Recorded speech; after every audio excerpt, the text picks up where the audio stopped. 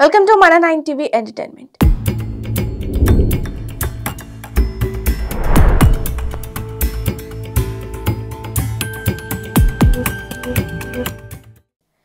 గీత్ మాల స్వరం మూగపోయింది. బినాకా గీత్ మాల అంటే ముందుగా గుర్తొచ్చే పేరు అమీన్ సయానీ. ఆయన ఇక లేరు. నిన్న రాత్రి ముంబై ఆసుపత్రిలో చికిత్స పొందుతూ కార్డియాక్ అరెస్టుతో కన్నుమూశారు. ఆయన వయసు 91. రేడియో అనౌన్సర్లకు, రేడియో జాకీలకు పితామహుడు సయానీ మృతి పాటల ప్రియుల మనసులను భారం చేసేసింది. ఎన్ని జ్ఞాపకాలు, ఎన్నెన్ని మధురిమలు. పాటలపై ప్రేమను పెంచింది సయానీ స్వరం. 42 ఏళ్ల పాటు సిలోన్ రేడియోలో వివిధ భారతీలో గీత్ మాల హృదయాలను దోచుకుంది. ఇందిరాగాంధీ తన ప్రసంగానికి ముందు బాయి ఓం ఔర్ అనడం అలవాటు. సయానీ మాత్రం బెహనోం ఔర్ బాయి ఓం అంటూ కార్యక్రమాన్ని ప్రారంభించేవారు. మధ్య మధ్యలో అలాగే సంబోధిస్తూ ఉండేవారు ఎంతో ప్రేమగా. పాటకు మధ్యలో ఆయన వివరణ ఆ పాటకు మరింత సౌందర్యాన్ని చేకూర్చేది.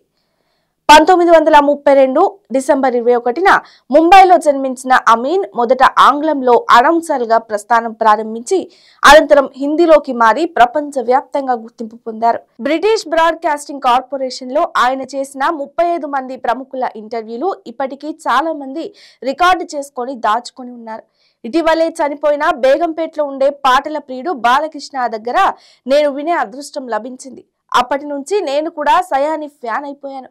ఆయన స్వరం విన్న వాళ్ళు ఇక ఆ కార్యక్రమం సమయం కోసం ఎదురు చూసేలా పిచ్చెక్కిపోయారంటే అతిశయోక్తి కాదు.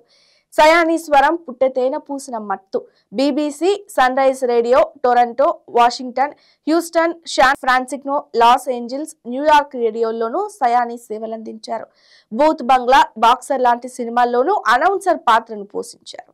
ఇక జాతీయ స్థాయి సంగీత కచేరీలు, ఫ్యాషన్ షోలు, ఫిల్మ్ ఫెస్టివల్స్, సెమినార్లు, వర్క్ షాప్లకు వ్యాఖ్యాతగా ఎన్నో వేల కార్యక్రమాలకు ఆయనే అందం, అలంకారం.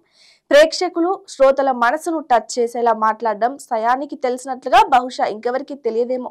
తెలిసినా ఈ శతాబ్దపు ఆది గురువు ఆయనే అయి ఉంటారు. గీత్ మాల ఒక్కటే కాదు, బోర్న్ విటా క్విజ్ కార్యక్రమం 8 ఏళ్లు ఆయన నిర్వహించారు. షాలిమర్ సూపర్ జోడీ కార్యక్రమం 7 ఏళ్ల పాటు కొనసాగించారు. 4 ఏళ్లు సంగీత్ తోమ్కే, సీతారాం కి మోహఫల్, బాలీవుడ్ గాయకులు, సంగీత దర్శకుల ఇంటర్వ్యూలు, ఇలా 54,000 కార్యక్రమాలు చేసి చెదరని రికార్డు సృష్టించారు. 19,000కు పైగా జింగిల్స్ సృష్టించి అమీన్ సయానీ ఒక ఇంటర్నేషనల్ బ్రాండ్ గా వెలిగారు. 2009లో భారత ప్రభుత్వం ప్రతిష్టాత్మక పద్మశ్రీతో గౌరవించింది. ఇప్పటి వరకు పద్మశ్రీ అందుకున్న చివరి అనౌన్సర్ అతనే. ఆ రోజుల్లో సయానీ డేట్స్ దొరకడం చాలా కష్టం. ముఖ్య అతిథి కన్నా ముందు వ్యాఖ్యాన వాచస్పతి సయానీ డేట్ ఇచ్చాకనే కార్యక్రమానికి పూనుకునే రోజులు నడిచాయి. అంతటి హృదయాలను దోచుకున్న అద్భుత స్వరం, మనసుతో మాట్లాడే స్వరం మూగపోయింది. కొన్నాళ్లుగా ముంబై ఆసుపత్రిలో అనారోగ్యంతో చికిత్స పొందుతున్నారని, రాత్రి సడన్ గా ఆసుపత్రిలోనే గుండెపోటుకు గురయ్యారని వారి కుమారుడు రాజిల్ సయానీ తెలిపారు.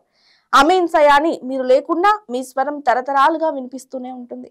అమర స్వరం అమీన్ సయానీకి నివాళి.